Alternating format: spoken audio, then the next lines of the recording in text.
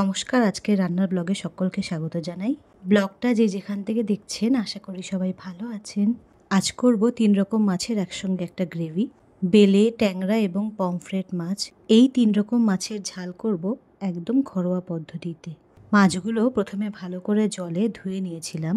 তারপর জল ঝরিয়ে মাছগুলির ওপরে হলুদ এবং লবণের প্রলেপ দিয়ে ভালো করে মাখিয়ে কিছুক্ষণের জন্য ঢাকা দিয়ে একপাশে রেখে দেব।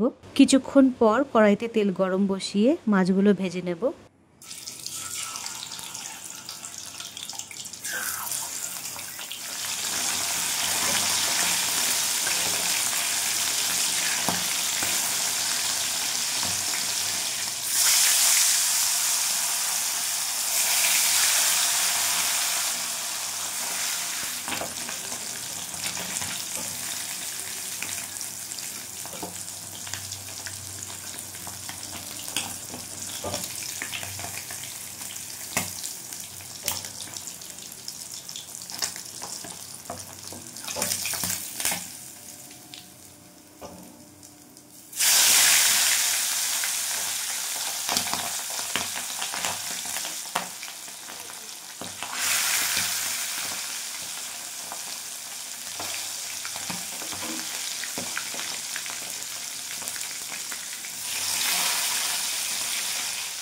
মাছগুলো ভাজা হলে একে একে তুলে নেব। তারপরে মাছের জন্য আলু কেটে সেই আলুগুলোকেও একই তেলে লাল লাল করে ভেজে নেব।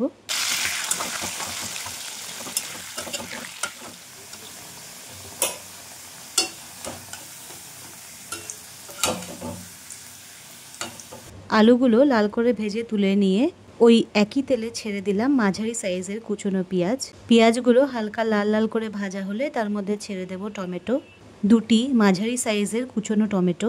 টমেটোগুলো পেঁয়াজের সঙ্গে বেশ গলে এলে তার মধ্যে দিয়ে দেবো 1 চামচ আদা বাটা, 1 চামচ রসুন বাটা এবং তার সঙ্গে দেবো 1 চামচ হলুদ এবং 1 চামচ লবণ। সঙ্গে দেবো 1 চামচ লঙ্কার গুঁড়ো এবং 1 চামচ কাশ্মীরি লঙ্কার গুঁড়ো। সব কিছু একসঙ্গে ভালো করে মিশিয়ে নেব। দেবো 1 চামচ জিরের গুঁড়ো এবং সব কিছু ভালো করে মেশাতে থাকবো। ভালো করে কষার সঙ্গে সঙ্গে মশলাগুলো তেল ছেড়ে দেবে। ভালো রান্না কষার ওপরে নির্ভর করে, যত ভালোভাবে কষবো রান্নাটাও তত ভালো হবে। সব শেষে দিলাম গরম মশলার গুঁড়ো। আর রান্নাটা দেখুন কেমন রং ছেড়ে দিয়েছে। সম্পূর্ণ ঘরোয়া মশলা ব্যবহার করেছি। মশলাগুলো ভালো করে কষে আগে থেকে ভেজে রাখা আলুগুলো ছেড়ে দিলাম। মশলার সঙ্গে আলুগুলোকেও একটু কষে নিলাম। তারপর জল ঢেলে দেব। এবার আলুগুলো জলের মধ্যে ফুটতে থাকবে। আলুগুলো সেদ্ধ হয়ে গেলে ভাজা মাছগুলো ছেড়ে দেব।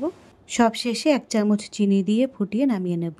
প্রতিদিন ওই একঘেয়েমি কালো জিরে দিয়ে পাতলা ঝোল আর ভালো লাগে না খেতে, তাই মুখের স্বাদ একটু পাল্টাবো বলে এবং সহজেই খুব কম সময়ের মধ্যে তৈরি হয়ে যাবে এমন কিছু রেসিপি পেলে আমরা সবাই খুশি হই।